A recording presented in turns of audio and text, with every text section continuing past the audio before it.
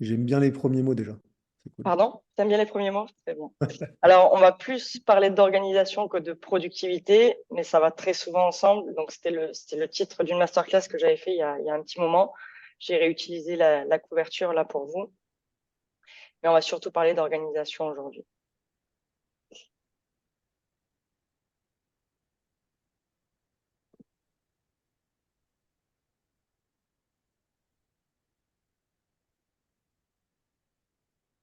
Hop, voyons qui c'est qui n'a pas rejoint. Willy, Sacha, Samy, il a dit qu'il ne venait pas. Julia, elle est là. Ethan, il va pas venir, je pense. Carmen, Léa, tu te souviens, Carmen, elle vient? J'ai pas eu de contre. Non. Quand on a dit ce matin, elle arrive. Ok.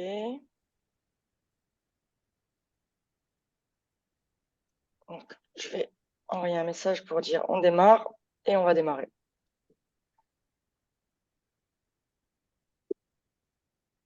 Donc, bonjour à tous. Merci beaucoup encore une fois d'être présent pour cette masterclass qui a pour but de vous aider à être plus performant et à atteindre vos objectifs. Donc, la dernière fois, on avait parlé de limites hautes. Je vous rappelle que si vous avez besoin d'en discuter avec moi, n'hésitez pas à prendre rendez-vous comme je vous l'avais suggéré la dernière fois. Aujourd'hui, on va parler d'organisation. Le sujet de l'organisation est un sujet du coup très vaste sur lequel on pourrait parler pendant des heures et on pourrait faire plusieurs masterclass. Donc, l'objet de cette masterclass est une masterclass généraliste qui a pour but de vous donner des tips, de vous donner un peu ma philosophie et également vous partager mon expérience. Donc, je vais en introduction vous partager mon expérience et vous dire un peu comment je vois les choses au niveau de l'organisation et comment j'ai pu les voir par le passé. Est-ce que ça vous convient? Yes. Yes, impec. Bien, donnez-moi un instant.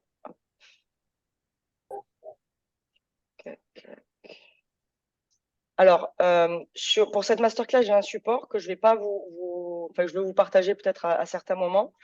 Ce support-là, je pourrais vous le redonner si jamais vous en avez besoin pour prendre des notes ou pour poser des questions ultérieurement. On va découper la masterclass en 3 parties. La première partie, on va parler d'organisation. La deuxième partie, on va parler de communication. Et en dernier lieu, on fera un espace de questions-réponses. Donc, je vais faire un monologue d'environ 40-45 minutes. Si vous avez besoin de me couper, n'hésitez pas à écrire dans le chat ou à lever la main si nécessaire. Steph et Léa, je vous laisse me le dire si jamais je ne vois pas que quelqu'un a levé la main. Et voilà. Il y a Carmen qui nous a rejoint. Salut Carmen.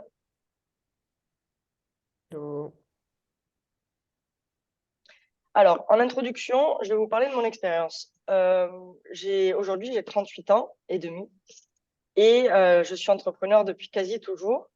Et pendant des années, j'étais un entrepreneur soi-disant libre. Je vous explique ce que j'entendais par là. En fait, je me disais, moi, je suis entrepreneur pour être libre et du coup, j'ai pas envie d'avoir de contraintes, d'agenda, d'être organisée et d'avoir des routines parce que je pensais que j'étais enfermée, je pouvais être enfermée là-dedans et je privilégiais plutôt le fait de se dire, bon, ben voilà, le matin, tu te lèves selon ton humeur, tu fais ceci ou cela. J'ai fait ça pendant plus de 10 ans.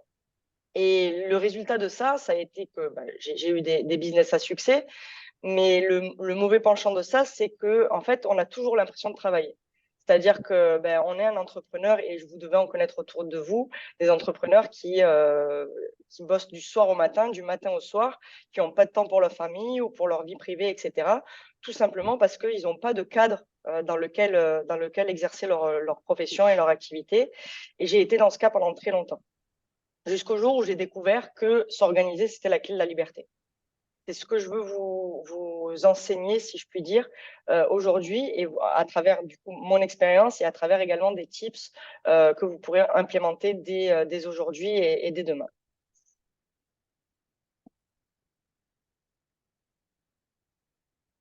Hop. Alors, il y a 3 parties dans cette masterclass de base, mais on ne va pas parler de délégation aujourd'hui. On va parler uniquement d'organisation et de communication. Alors, l'organisation, ça va démarrer par quoi? Ça va démarrer par avoir un agenda. Qui parmi vous utilise Google Agenda ou autre agenda à l'heure actuelle? Moi. Ok, donc quasi tout le monde. Je vous invite vivement à l'utiliser si ce n'est pas le cas. Et si vous l'utilisez déjà, à l'optimiser. Donc, l'optimiser de quelle manière? En ayant des codes couleurs, par exemple. En ayant alors, je ne l'ai pas ouvert mon agenda, je vais l'ouvrir pour vous montrer ce à quoi je fais référence. Excusez-moi. Vous voyez bien mon partage d'écran? Oui. Ok. Donc, dans mon agenda, il y a des codes couleurs. Donc, l'agenda sert essentiellement aux rendez-vous et aux espaces de travail de Deep Work. Je vais ensuite vous expliquer ce que c'est le Deep Work pour ceux qui ne savent pas ce que c'est et vous donner des détails là-dessus. Donc, les routines ne sont pas dans mon agenda, tout simplement parce que les routines sont rentrées dans un autre outil qui est Notion. Et les routines, comme son nom l'indique, c'est des automatismes. Donc, je vais pas spammer mon agenda, si je puis dire, avec celle-ci. Donc, moi, j'ai une organisation de code couleur en fonction de mes activités et en fonction de ce que je fais. Également lié à mon agenda, j'ai un Calendly sur lequel vous avez dû tous déjà prendre rendez-vous. Mon Calendly est bloqué aussi en fonction des plages horaires. Donc, par exemple, moi, je prends des rendez-vous qu'entre 10h et 14h. Après 14h, je n'ai pas de rendez-vous. Avant 10h, je n'ai pas de rendez-vous. Pourquoi? Parce qu'avant 10h, je privilégie le deep work. Donc, moi, le matin, j'aime beaucoup travailler avec moi-même, ne pas avoir d'interaction. Donc, en général, je ne réponds pas aux messages avant 10h du matin. Je ne regarde pas les emails non plus et je n'ai pas de rendez-vous non plus pour garder mon état de flow et garder cette concentration que j'ai pour pouvoir bosser sur un projet en particulier ou faire de la création ou ce genre de choses. Donc, première chose que je vous incite à faire, c'est avoir un code couleur dans votre agenda. Utilisez votre agenda pour vos rendez-vous, mais également pour vos espaces de travail. Parce que du coup, si par exemple, là, vous voyez, mercredi, j'ai un Deep Work Notion de 10 à 13. Ça veut dire que là, personne ne peut prendre rendez-vous avec moi. J'ai bloqué mon agenda. Hop. Excusez-moi. Donc, ça, c'est pour la démo agenda. Invitation, rappel, mettre le Zoom. Alors ça aussi, je voulais vous montrer également comment je fonctionne. Par exemple, là, on a une masterclass. Donc, le détail de la masterclass est tout écrit. Donc, j'ai la liste de tous les invités et j'ai surtout le lien du Zoom qui m'évite, au moment du rendez-vous, de chercher. Je vous parle de ça parce que par le passé, ça a été le cas et j'ai des collaborateurs pour qui c'est le cas. Ils ont un rendez-vous dans l'agenda, ils ne savent pas où c'est. Du coup, qu'est-ce qu'on fait? On envoie un message sur WhatsApp, un message sur Slack, etc. Bref, on perd 5 minutes et on perd de la concentration. Donc, je vous invite à, dans vos rendez-vous et dans vos mêmes rappels personnels, de mettre un maximum d'informations qui vous serviront au moment où vous allez faire la tâche ou le rendez-vous. Est-ce que jusque-là, tout est clair pour tout le monde? Oui. Parfait. Ensuite, par rapport à cet agenda, on va avoir du coup à côté. On a plus ton écran, Alice. Oui, je l'ai coupé. Je l'ai coupé pour éviter qu'il y ait trop de visuel pour vous. Par rapport à votre agenda, vous allez avoir à côté une to-do list. Alors, mon invitation est déjà, premièrement, de ne plus utiliser de papier pour faire vos to-do list à rallonge. Ici, je vais pas afficher les gens, mais certains d'entre vous ont des listes à rallonge sur leur papier, des post-it sur leur bureau, etc. Le but, c'est de bannir ça au maximum. Alors, vous pouvez gribouiller parce qu'on aime bien gribouiller, ça permet de réfléchir, etc. Mais toutes les infos doivent être sur vos ordinateurs, dans votre agenda et dans une to-do list que vous pouvez manager en faisant des copier-coller ou en ayant des rappels. La to-do list, on va essayer de la réduire au maximum. Petit 1, vous mettez sur votre agenda. Et petit 2, je vais vous initier à Notion juste après. Qui ici, parmi vous, connaît et utilise Notion? Donc, on va commencer par connaître. Alors, on va faire différemment. Qui ne connaît pas Notion? OK. Et qui n'utilise pas Notion? OK. Tiffany, toi, tu utilises Notion, du coup? Tu peux faire ça si tu veux. Est-ce que tu m'entends, Tiffany? Tiffany, est-ce que tu m'entends? Attends, ouais, je veux bien que tu écrives, Léa.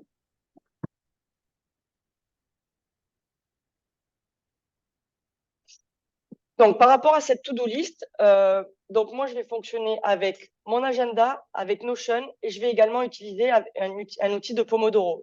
Je l'ai présenté à certains d'entre vous. Je vais vous le représenter aujourd'hui. Le Pomodoro, c'est quoi? C'est une technique de productivité qui va vous permettre d'être focus. Donc, de base, un Pomodoro dure 25 minutes. Donc, on fait des séquences de 25 minutes, une pause de 2 minutes, une séquence de 25 minutes, ainsi de suite. On peut agrandir cette plage horaire. Donc, moi, en général, je fais des 30 minutes ou des 45 minutes parce que les tâches que je fais me demandent beaucoup plus de temps et que 25 minutes, c'est pas suffisant. Le Pomodoro, c'est quoi?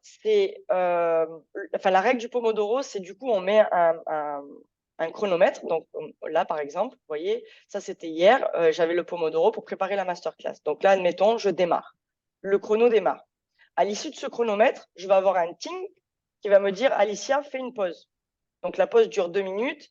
C'est pas une pause pour aller envoyer des messages ou ce genre de choses. C'est juste une pause pour se lever, pour souffler un petit peu, mais après on redémarre direct pour garder cet état de flow. Pendant cette séquence-là, il est interdit d'avoir des notifications, 2 de répondre à des messages, 3 d'avoir plusieurs fenêtres ouvertes. Donc si votre Pomodoro a pour objet de préparer une masterclass, ben vous avez le doc sur lequel vous le faites, les ressources et basta. Vous n'avez rien d'autre ouvert. Si jamais vous laissez toujours ouvert plusieurs onglets, je vous invite à ouvrir une nouvelle fenêtre avec juste les fenêtres qui concernent votre Pomodoro. Alors, j'emploie le mot Pomodoro, mais on pourrait employer le mot Deep Work.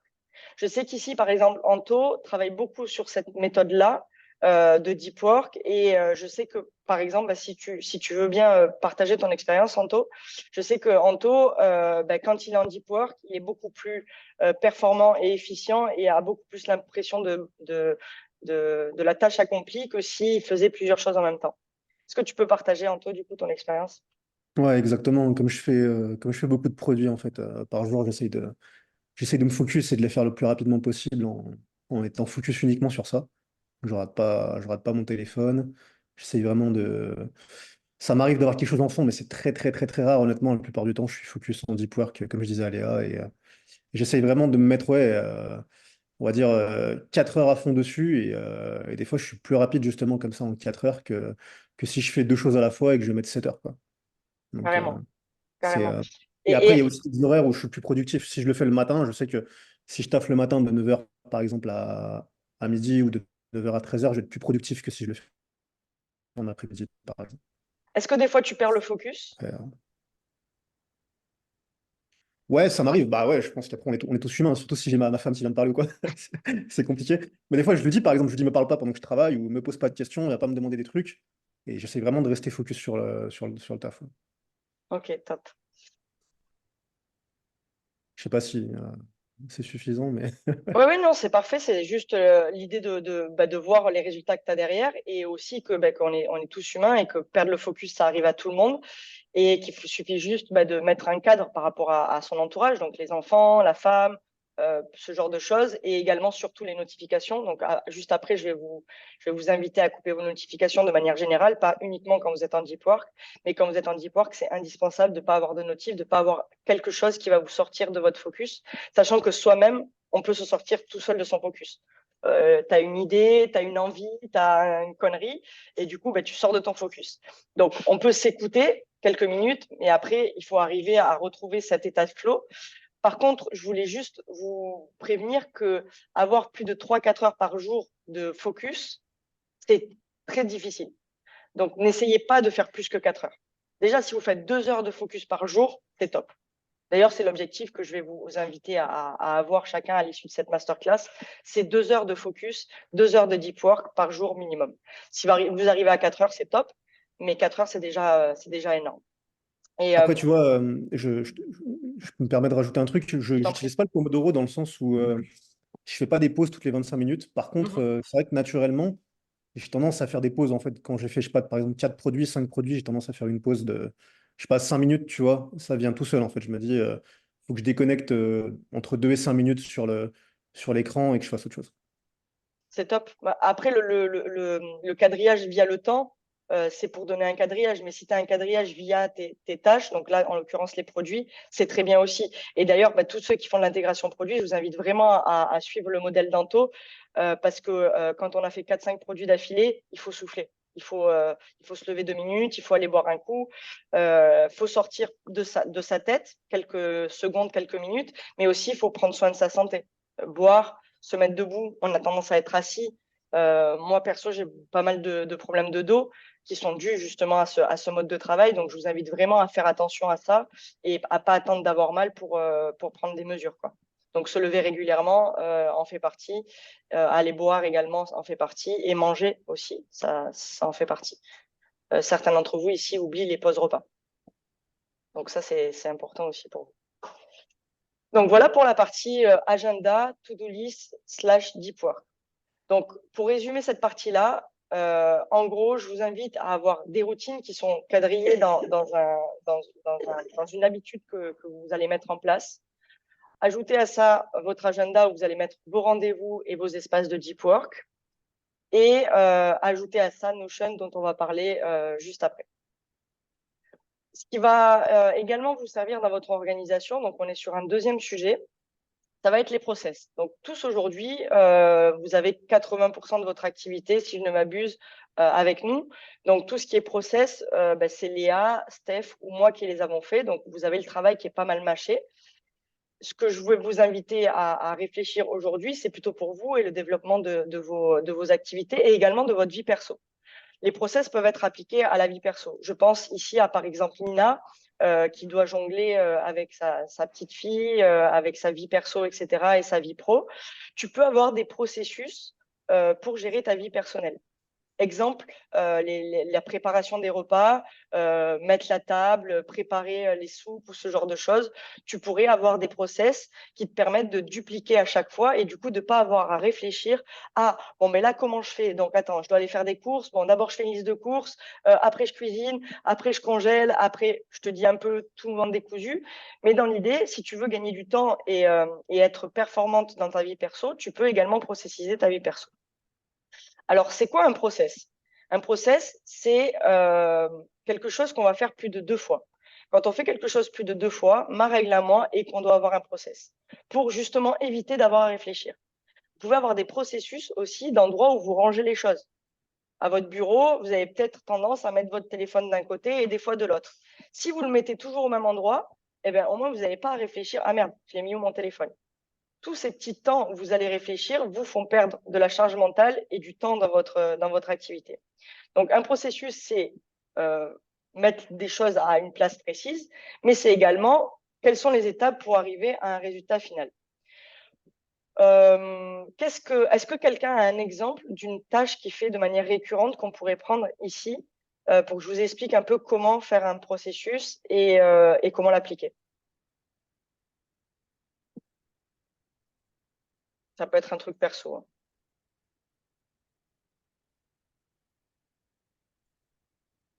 Si vous n'avez pas d'exemple, je pourrais en trouver un moi.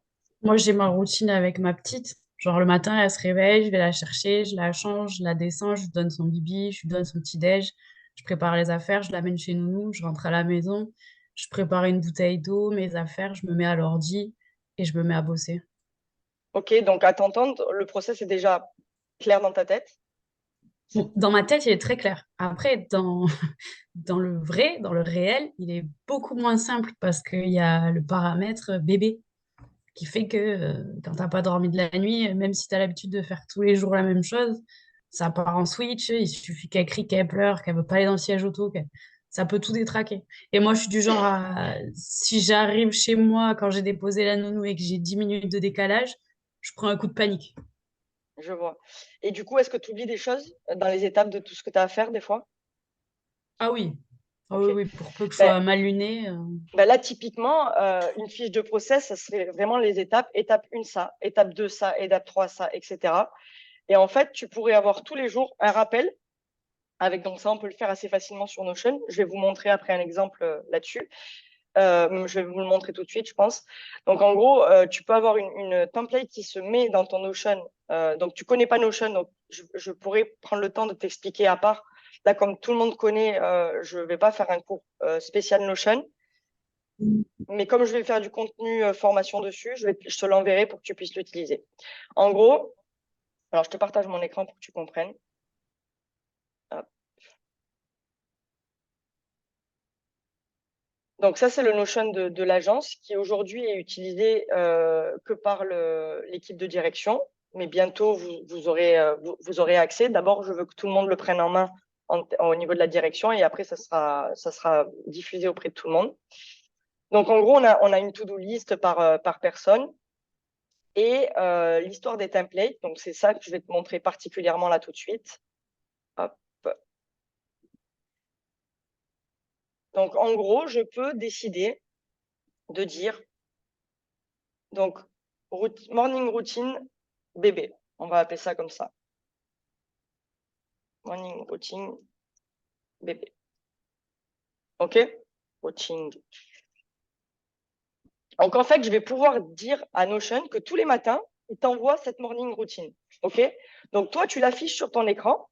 Et en fait, qu'est-ce qu'il y aura marqué sur cette morning routine qui va toujours, tu n'auras pas besoin de la réécrire à chaque fois. Donc, 1, Bibi. 2, je mets n'importe quoi, hein, préparer le sac. 3, changer la couche. 4, préparer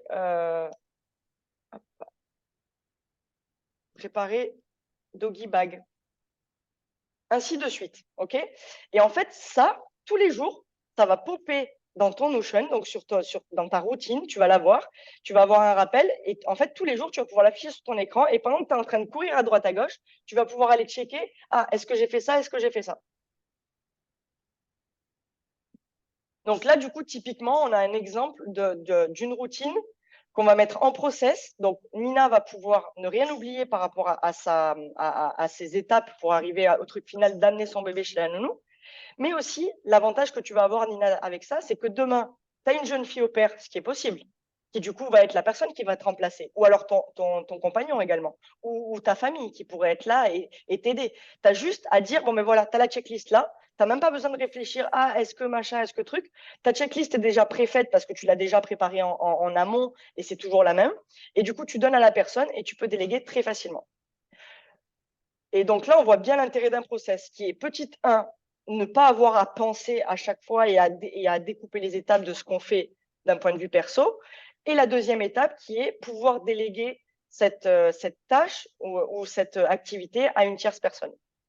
Et je peux rajouter, Alicia, un troisième point, Bien sûr, de pouvoir profiter en fait du moment. Parce que le fait là, moi, je prends pour mon côté perso avec les enfants, tout ça, le fait de processiser tout ça, ça te permet d'avoir l'esprit libre et de vraiment pouvoir profiter du moment avec ton enfant sans être en train de te dire, OK, est-ce que j'ai tout prêt, est-ce que j'ai pensé à tout, etc.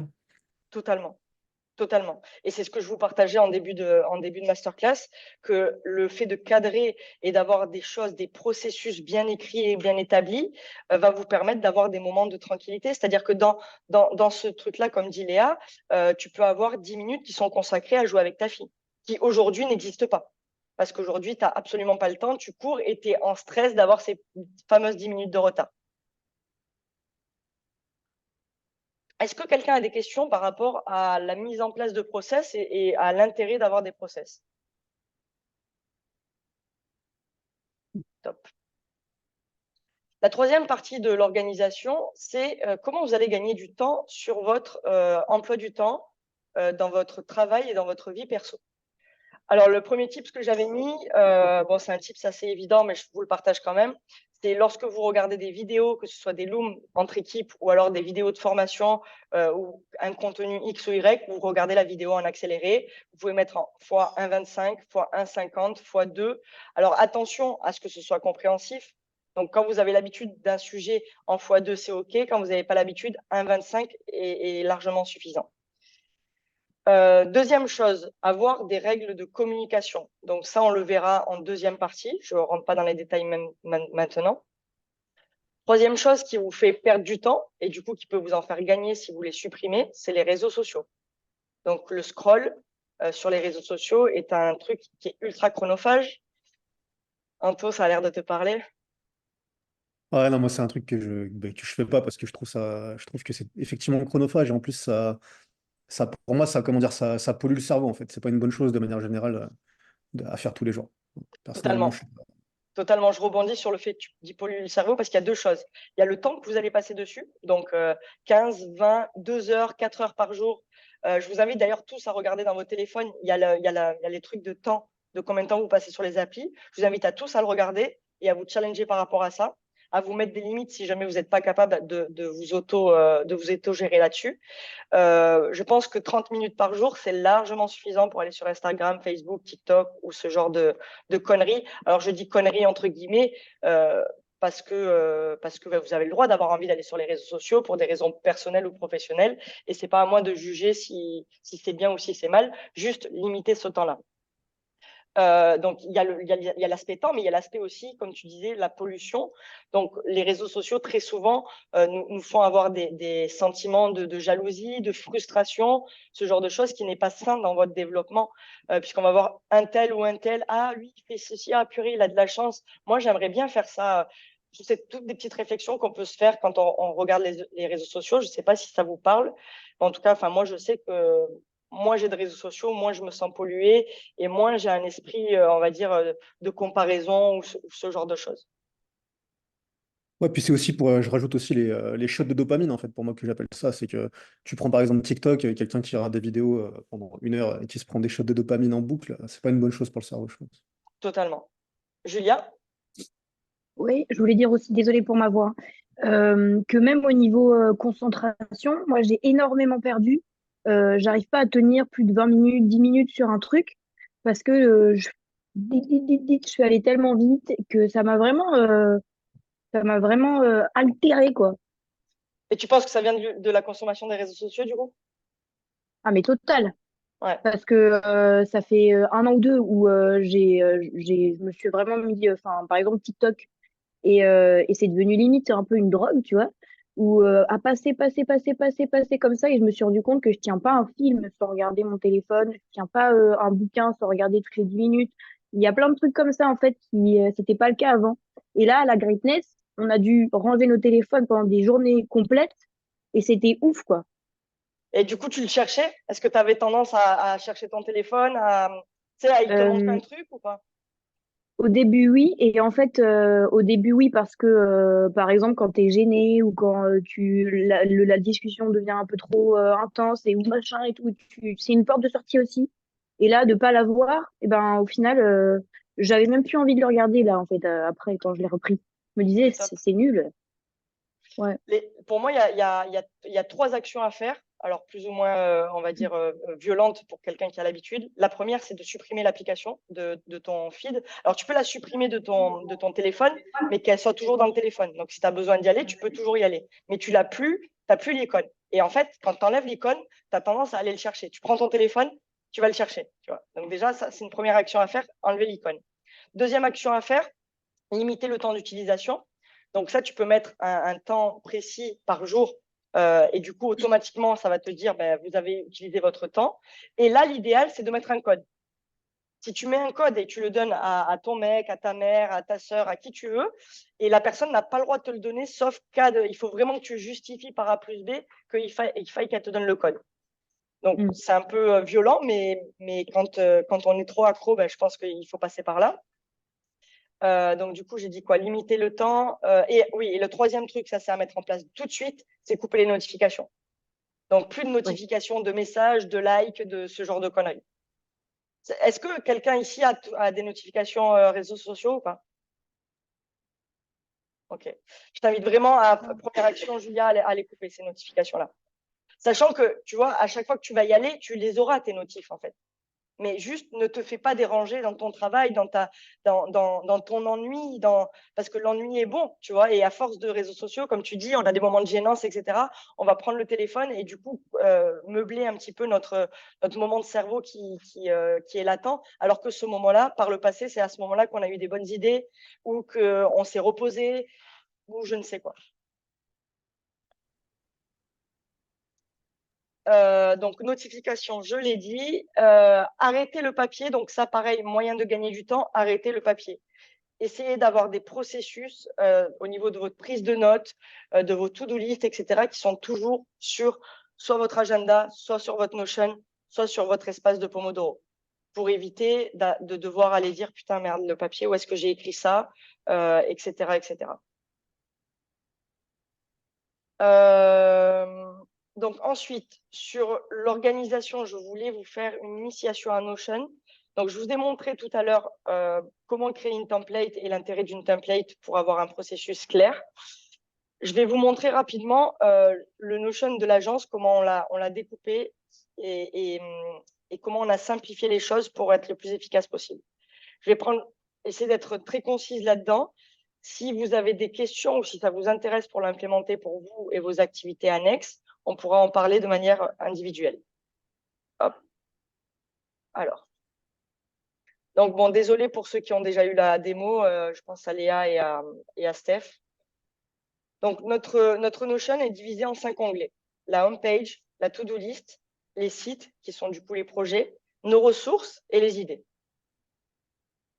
Donc, sur la home page, je vais avoir tout qui va se mettre ici. Donc, en gros, comment ça se passe? Chaque site est un projet. Donc, je vais prendre un exemple.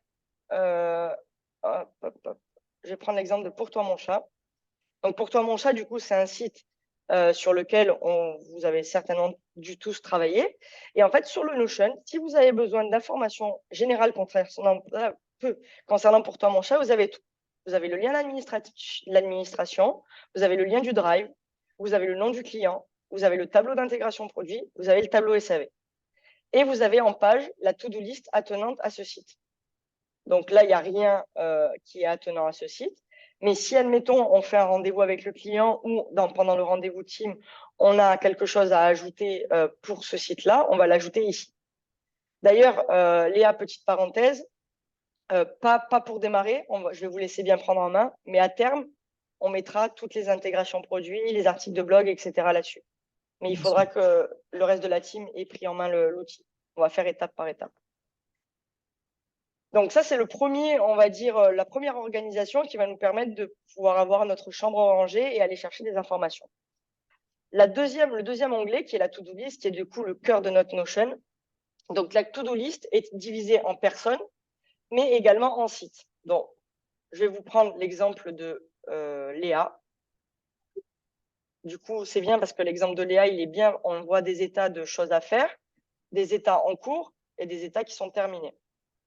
Et pour info, juste comme ça, ouais, parce que moi, sur mon Notion, comme j'ai pas fait, tu sais, le truc sauvegarder pour tout le monde, est-ce que je vais le faire sur ma to-do? Attends. Là, du coup, je t'ai mis, donc, bien évidemment, ce qui est terminé est terminé. Donc, du coup, on pourrait tu l'as enlevé, toi, sur ta vue, Léa? J'ai enlevé le terminé, ouais. OK. Donc, c'est très bien d'enlever terminé. Du coup, ça évite de te polluer. Au début, je l'avais laissé. Et en fait, au final, je l'ai enlevé parce que ça me prenait la tête. Fais ajouter filtre à droite plus.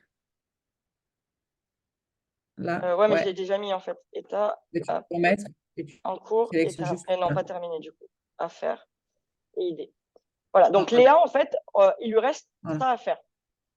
Donc, dans sa to-do list, il y a trois moyens d'avoir des choses qui se mettent dans sa to-do list. Le premier, des routines qui sont automatiquement mises sur sa to-do list.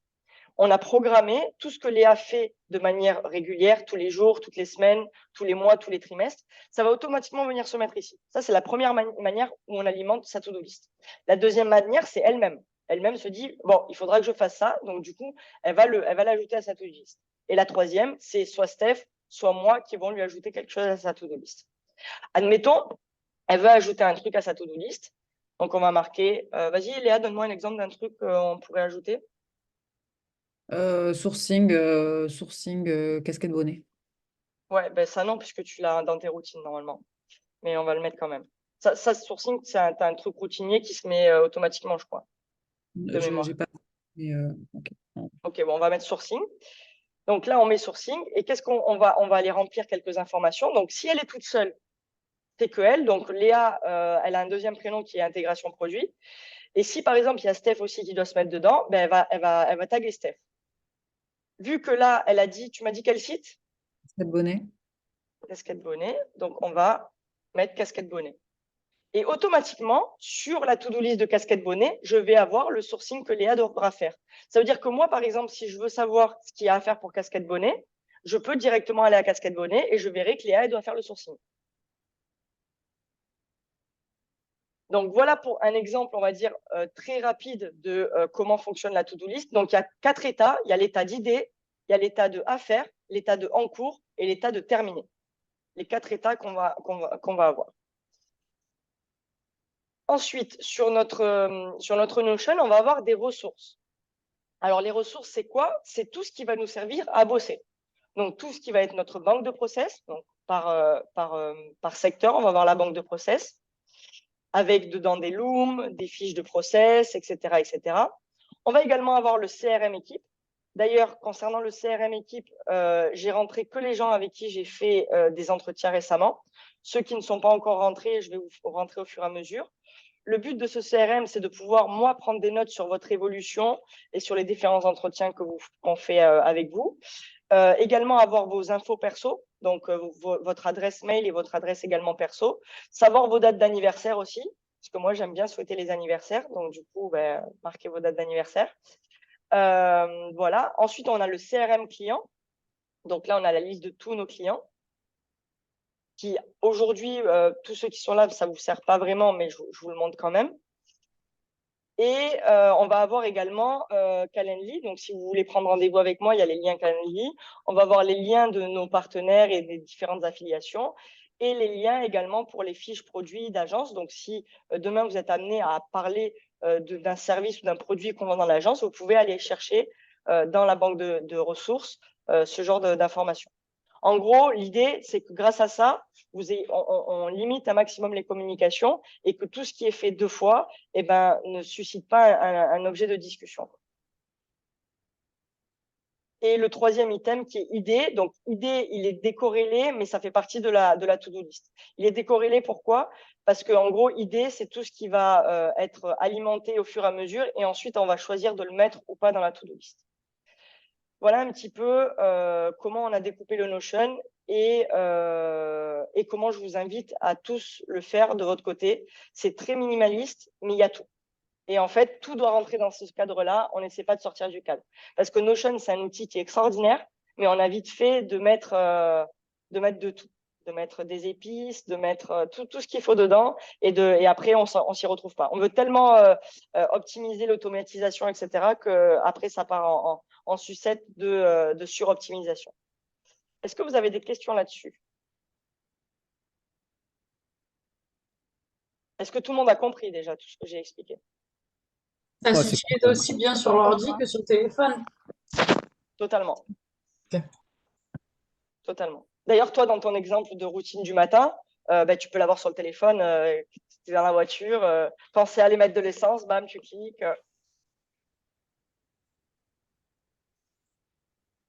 Et moi, par retour d'expérience, du coup, pour le perso, à un moment, je le fais beaucoup moins. Et d'ailleurs, il faut que je le reprenne parce que ma routine, mon quotidien est trop découpé. Mais je m'en servais énormément pour ma routine perso, l'organisation des enfants, les repas. Le dimanche, je faisais un point sur toute la semaine en prévision, ce qu'on allait, je prévoyais les menus, donc les courses en conséquence, quel jour j'allais faire les courses, quel jour je commençais à préparer les repas, tout ça, ça me faisait, c'était les moments où j'étais le plus productive. Qu'est-ce qui a fait que tu as arrêté, Léa, du coup? Qu'est-ce qui a fait que j'ai arrêté mes déplacements, en fait, qui cassent la routine. Et du coup, là, je me dis qu'il faut que je mette 2 routines en place, en fait, quand je suis en déplacement et quand je suis à la maison, et quand j'ai les enfants à la maison, et quand je suis à la maison, mais que j'ai pas les enfants. Parce que du coup, c'est vraiment Ok. touchant. Si tu veux, dans le cadre de notre accompagnement, tu peux le noter dans le doc. On peut bosser là-dessus Ouais, avec grand plaisir, d'essayer d'avoir un truc très minimaliste, mais réaliste. Genre, ouais, en ouais, gros, ma philosophie, c'est d'être le plus minimaliste possible, mais être dans la réalité, quoi. ouais, ouais, tout à fait. Bonne idée. Et également, tu me fais penser à quelque chose par rapport à Notion qui peut également vous plaire. Je pense notamment à Anto et même à Nina ou même aux autres. C'est que j'ai des outils et des templates qui peuvent vous permettre de traquer votre énergie, vos trucs perso. Est-ce qu'aujourd'hui je me sens bien? Est-ce qu'aujourd'hui j'ai fait mes pompes? Est-ce qu'aujourd'hui j'ai dormi mes 8 heures par jour? Toutes les choses que vous voulez atteindre pour avoir une meilleure santé, une vie plus optimale ou je ne sais quoi. Vous pouvez également le traquer via Notion et avoir un truc quotidien où vous allez vous mettre des notes et avoir un peu une barre de progression par rapport à votre productivité, à comment vous vous sentez, etc. J'ai une question, moi, parce que du coup, vu tout ce que vous dites, je me dis que ça pourrait être l'outil idéal pour mon chéri et moi, parce que il y a beaucoup de temps dans notre journée ou qu'on perd parce qu'en fait j'ai dit quelque chose, il l'a oublié, on se retrouve le soir et c'est j'ai envie de le crever, j'ai envie de crever ma fille, j'ai envie de crever tout le monde. Donc clairement voilà, je me dis comment je l'initie à lui parce que c'est un caillou brut le machin. Hein. Alors, moi, je pense que la première chose, c'est de te l'initier à toi. Donc, toi, Ouais, tu l'utilises, tu lui montres. Genre, quand vous êtes sur le canapé le soir, tu lui dis, regarde chérie, là, c'est ce que j'ai fait. Aujourd'hui, j'ai gagné un quart d'heure, 20 minutes. J'ai pas oublié le rendez-vous chez le pédiatre. Enfin, tu lui montres en fait ouais. comment les bienfaits vis-à-vis de toi. Et au fur et à mesure, tu l'implémentes avec lui. Mais l'étape 1, c'est que toi, tu te l'appliques à toi et après que tu lui montres l'exemple. Ok. Et du coup là pour le télécharger, tu tapes application Notion et tu le trouves. Ouais. Ok. Ouais. La version gratuite va te pouvoir permettre de faire pas mal de choses. Et après, si tu dois passer sur du payant, je crois que c'est quelque chose comme 5 euros ou 10 euros. Vous utilisez le payant, ceux qui l'utilisent là? Non, pas du tout. Ok. Donc, ouais, avec le gratuit, tu peux faire pas mal de choses. Ok. Moi, je paye parce que du coup, comme on a un truc d'entreprise et qu'il y a plusieurs collaborateurs, je paye par collaborateur. Mais effectivement, sur ma partie perso, je pense que je paye rien du tout. Du coup, je t'invite à. Donc, tu auras le replay, tu pourras regarder mes explications pour pouvoir te créer ton espace un peu à la façon que je vous ai montré tout à l'heure. J'ai également d'autres ressources que je pourrais te partager, mais garde en tête que c'est un outil qui peut devenir très complexe. Donc, essaie de le simplifier au maximum au niveau de ton utilisation. Et il y a plein de templates qui existent. Par exemple, Léa a parlé des trucs pour la nourriture. Il existe des templates pour faire le batch cooking, ce genre de choses, ou la gestion d'une maison. Enfin, il existe plein de templates déjà préfaites que tu peux utiliser dans ta vie perso et pro. Ok. Euh, Sinon, j'ai une question. Vas-y, Tiffany, vas-y. Oui. Alors moi, je suis une adepte du papier, tu vois. J'ai plein de post-it et tout ça. Et ben, pour moi, la transition, moi, j'utilise Notion, mais pas tellement souvent. Alors, je ne sais pas si la transition, ça, c'est encore un peu difficile pour moi, tu vois. Je ne sais pas si tu as un conseil Est-ce que à déjà, ce sujet. ça t'arrive déjà de perdre tes papiers ou de ne pas retrouver une information que tu sais que tu as notée à un endroit et que tu ne retrouves pas? Est-ce que ça Bah t'arrive? oui, ça m'arrive souvent, hein. Après, j'ai plein de carnets, plein de trucs comme ça pour noter les trucs. J'essaie d'organiser sur les carnets, tout ça, mettre des intercalaires, des couleurs, des post-it colorés, tout ça. Mais après, je m'y retrouve vaguement, on va dire. Mais déjà, tu as une logique déjà de t'organiser, de mettre des couleurs, etc. Donc, cette logique-là, il faut que tu te forces et que tu t'efforces de l'appliquer sur l'ordinateur et t'interdire d'écrire sur le papier. Ça passe par de l'autodiscipline, en fait. Et voir vraiment que tu perdras plus jamais rien. Parce que ce soit sur un Notion ou un Google Agenda ou n'importe quel outil, tu vas pouvoir aller rechercher tes informations. Alors que tu es un milliard de post-it qui sont sur ton gros bureau, tu peux pas taper dans une barre de recherche pour dire il est où le post-it où j'ai écrit ça, tu vois. Oui, Donc justement. vraiment, c'est de l'autodiscipline et également peut-être arranger ton Notion. Peut-être qu'aujourd'hui, ton Notion n'est pas paramétré de manière à ce que tu aies envie de bosser dessus. C'est aussi possible, ça.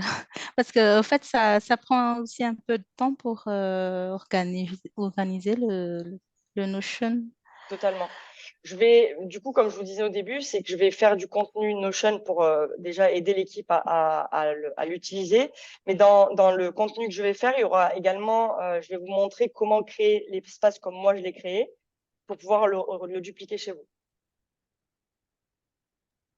Et un espace comme ça égale un projet. Par exemple, l'exemple de Nina de sa vie de famille, eh ben, cet espace, elle aura un truc qui s'appellera famille ou quelque chose comme ça. Et si par exemple demain elle crée un nouveau projet, elle en aura un deuxième. Et on peut après faire des connexions entre ça. Du coup, Tiffany, je ne sais pas si j'ai vraiment répondu à ta question, mais pour résumer, c'est un, t'interdire d'utiliser le papier, deux, te créer un espace Notion minimaliste et pertinent par rapport à ton activité, et trois, te discipliner par rapport à ça, quoi.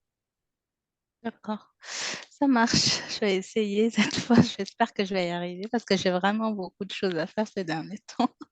Mais du coup, je vous invite vraiment si je vous ai convaincu et si vous voulez appliquer ça, n'hésitez pas à en parler entre vous, n'hésitez pas à m'en parler pour vraiment vous challenger par rapport à ça.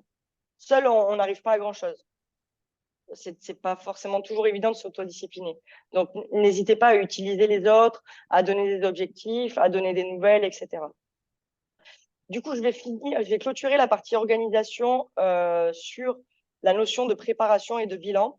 Donc, moi, un des trucs que je préconise, c'est qu'on passe plus de temps à préparer la guerre qu'à la faire. Je m'explique.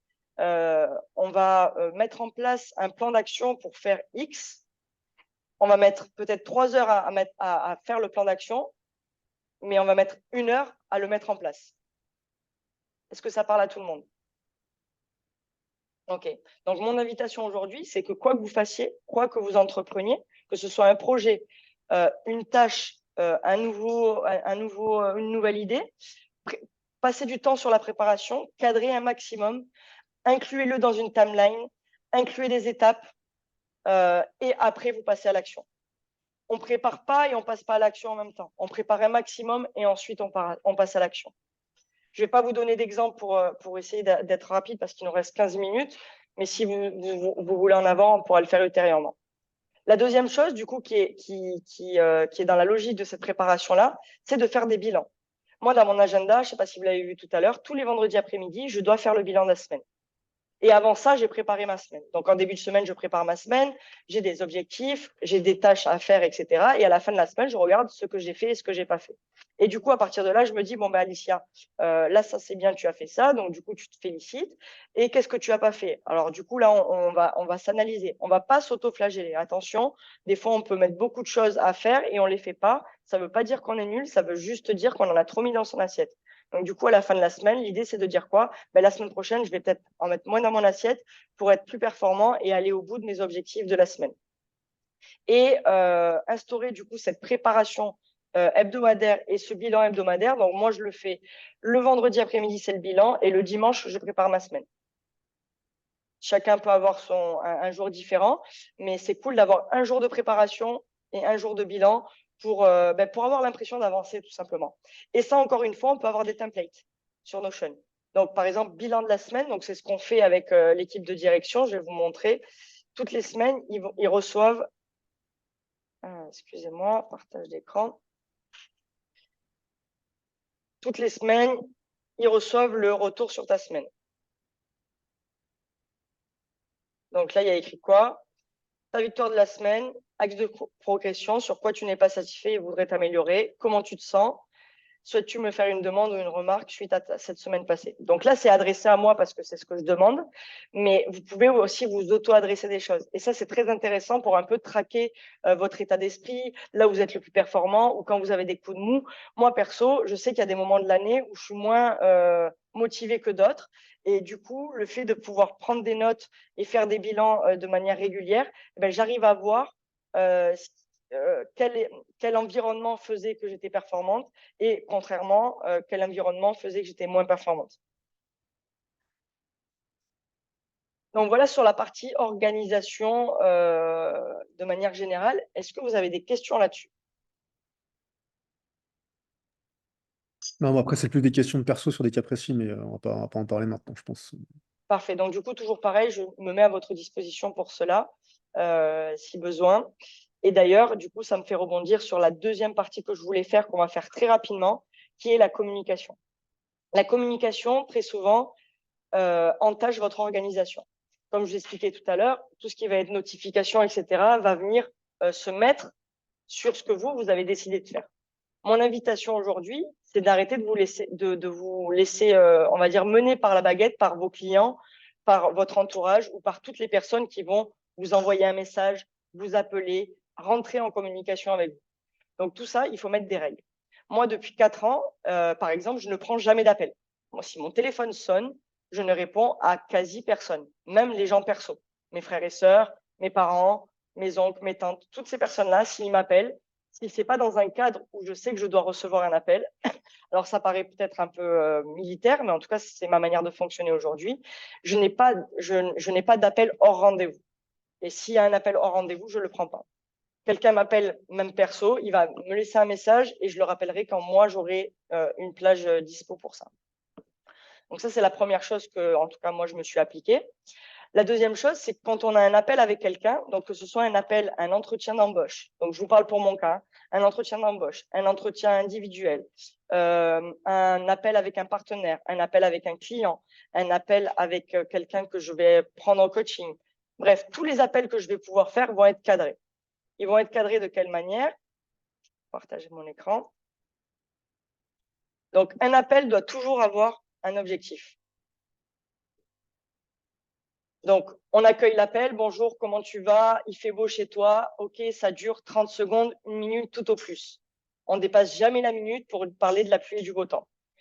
En deuxième lieu, donc, je vous invite à être toujours le maître de votre appel parce que ici, vous êtes des freelances, vous êtes des personnes assez leaders et que si vous n'êtes pas le maître, en général, votre interlocuteur ne l'est pas.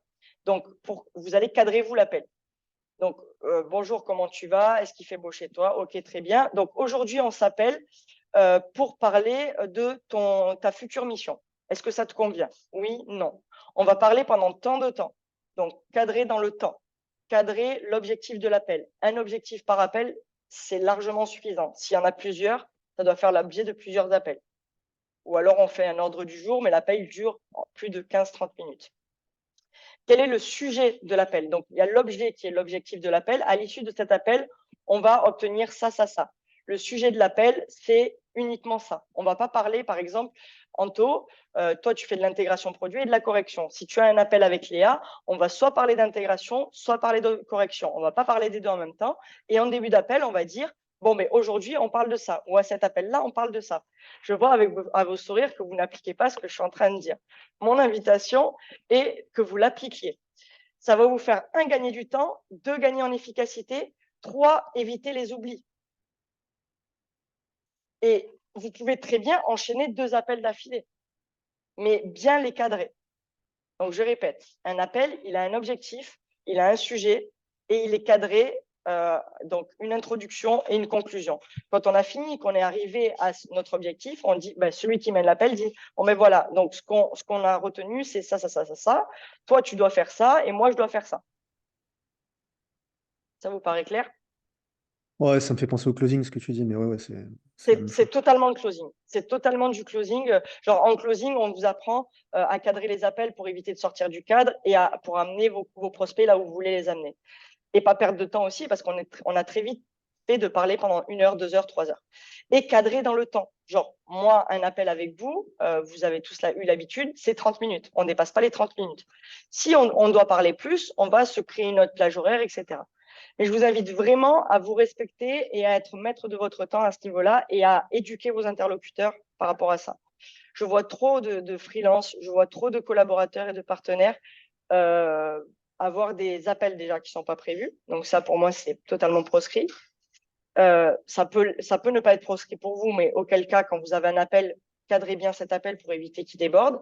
Et on a vite fait de parler de la pluie et du beau temps ou de parler du sujet X, du sujet Y, etc. etc. Par exemple, Léa et Steph, aujourd'hui, ont plein de sujets différents. Léa et Steph, quand des fois j'entends leurs appels, elles peuvent dévier d'un côté et de l'autre. Mon invitation aujourd'hui, les filles, c'est de cadrer un maximum, quitte à enchaîner les appels.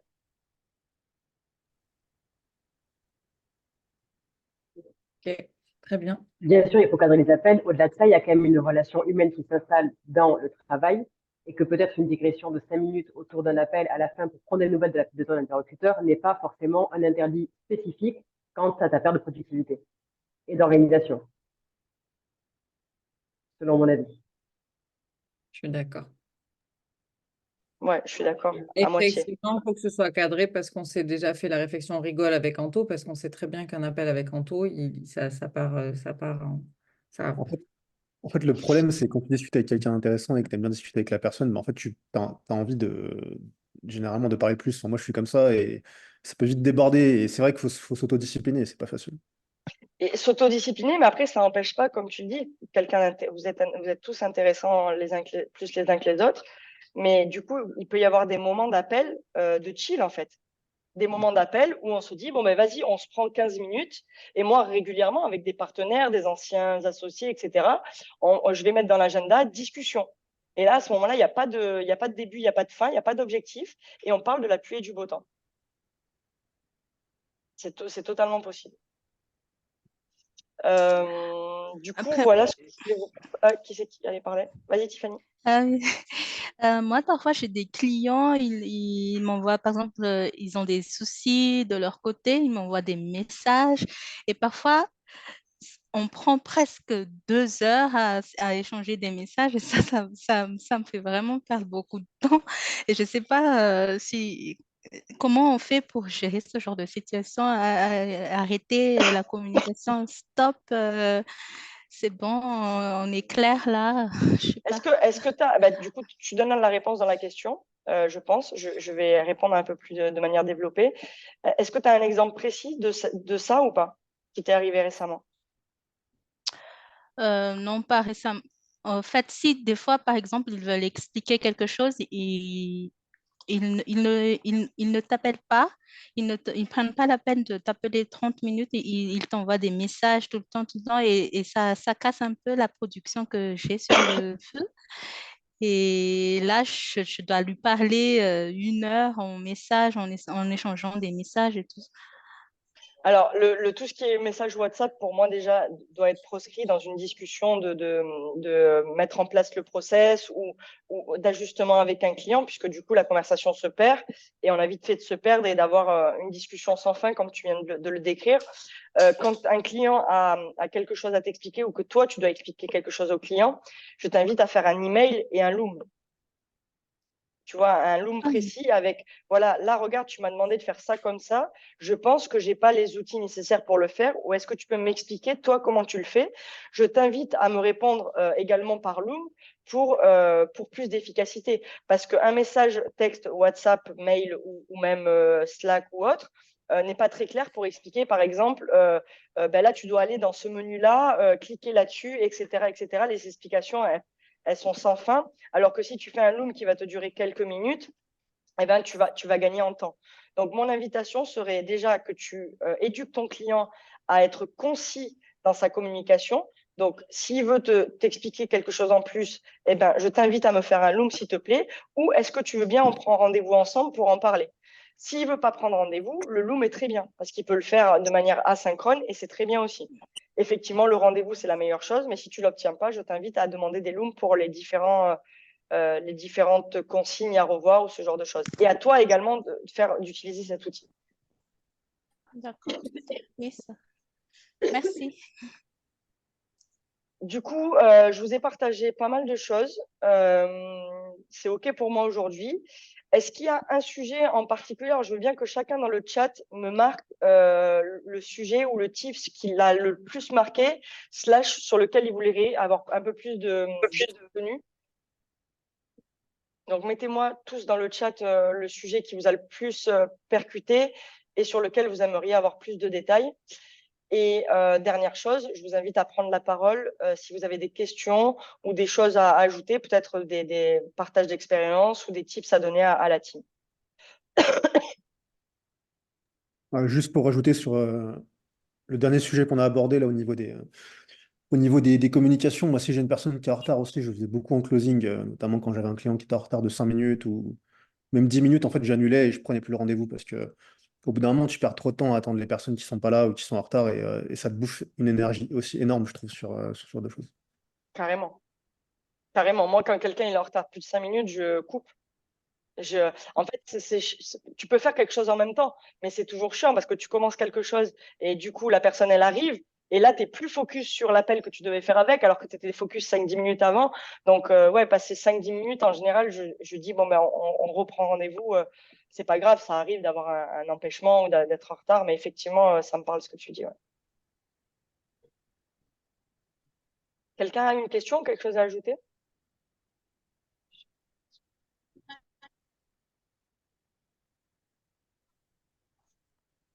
C'est OK pour moi. Parfait. Alors, je suis en train de copier tout ce que vous avez dit. Hop, la pollution des réseaux, OK. Top. Est-ce que le sujet vous a intéressé ou est-ce que vous avez trouvé que c'était un peu un enfonçage de porte ouverte? Je veux bien vos feedbacks à l'écrit ou à l'oral à votre guise. Pour ma part, je pense que c'est très bien. Enfin, c'est un très bon sujet qu'on peut négliger, mais qui effectivement est hyper important. Top. Merci beaucoup, Léa. Merci également à ceux qui ont mis un message dans le chat. Ouais, Moi pareil, aussi. c'est intéressant. Moi, dans le sens, ça fait 3 ans que j'utilise Notion et je ne savais pas qu'on pouvait faire les to-do list, des trucs comme ça, donc c'est super intéressant. Top. Ouais, pareil, moi je trouve ça génial parce que c'est autant dans le groupe, dans le perso, et ça permet d'avoir une organisation qui allège tellement la charge mentale et du coup la pollution aussi, parce qu'on dit pollution des réseaux, mais la pollution, genre moi avec mon chéri, quand je lui dis des trucs et que le soir je dois recommencer et que le lendemain je dois recommencer, bah clairement avec ça, je me dis ça va peut-être enlever pas mal de tracas, hein. Carrément, carrément. Et après, tu vois, genre, on peut se dire, bon, on va devenir des robots à faire ça. Mais en réalité, pas du tout. On va devenir tout l'inverse d'un robot parce que, comme l'a dit Léa tout à l'heure, à s'organiser, à cadrer les choses, tous les moments de vie sympas, eh ben, ils seront vraiment sympas. C'est pas, est-ce que tu as pensé à faire les courses? Est-ce que tu as pensé à mettre l'essence? Est-ce que tu as changé le cul de la petite? Ce genre de truc, quoi. Et en fait, on peut, ben, le moment où on a dit on va à la plage ou on fait une activité, se balader en forêt ou je sais pas, je trouve des exemples un peu chelous, mais faire un truc cool, eh ben, on fait vraiment un truc cool et on pense pas à X, à Y, etc. Et pour info, enfin moi par expérience, la transition, elle est même bizarre. C'est-à-dire que tu as tellement l'habitude d'être dans le rush tout le temps, en fait, de penser à des trucs, de devoir organiser, te dire, OK, est-ce que ça, dans 1 heure, dans 2 heures, demain, après-demain, la semaine prochaine. Et en fait, quand tu n'as rien, eh bien, c'est autre chose, quoi. Tu te sens vide, quoi. Bah ouais, mais du coup, c'est bien parce que si tu arrives bien, si tu chopes le coche, tu peux le remplir avec plein d'autres choses beaucoup plus intéressantes de savoir ce que tu vas faire la semaine prochaine, quelle course tu vas acheter, etc., quoi. Carrément, Carrément. Il y a plus de place pour la culture, voilà, c'est pour plein d'autres choses en fait. Ah, pour totalement d'accord, profiter vraiment de la vie, quoi. C'est ça. carrément. Merci à tous pour votre attention. Du coup, semaine prochaine, mois prochain, je vous donnerai la date assez vite puisqu'on est déjà le 15. Donc là, on l'a fait en décalé parce que la semaine dernière, on était en bootcamp avec Léa, Samy, Carmen et Steph. Et du coup, mois prochain, ce sera certainement début février. Peut-être qu'on continuera sur un sujet connexe à l'organisation suite à vos retours.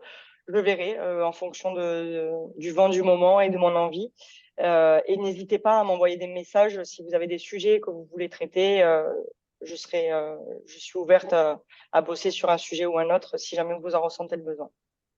Je vous souhaite à tous une belle journée, une belle J'ai semaine. juste une petite question. Comment on a accès au replay, s'il te plaît? Tu me le demandes et je Ok, t'envoie. Ah, moi super. aussi, Mais faut du que coup, je à l'en- terme, sa petite info à terme, donc j'enregistre les replays. Je vais faire un espace membre sur lequel on aura tous les replays des coachings qu'on fait ensemble. Et également, je vous l'ai jamais dit, mais c'est l'opportunité de le dire. Merci Nina. Si jamais vous avez une compétence, un sujet, une expérience, quelque chose que vous avez envie de partager au groupe, n'hésitez pas à m'envoyer un message pour me dire bon ben moi j'aimerais bien aussi faire une masterclass et l'animer. Et je serais très content de vous laisser la place du speaker pour raconter votre vie, votre expérience ou votre compétence. Ok. C'est super. Top. Bah, merci beaucoup. Merci à vous. Merci beaucoup, Alicia. Ciao tout le monde. Au revoir. Ciao. Ciao.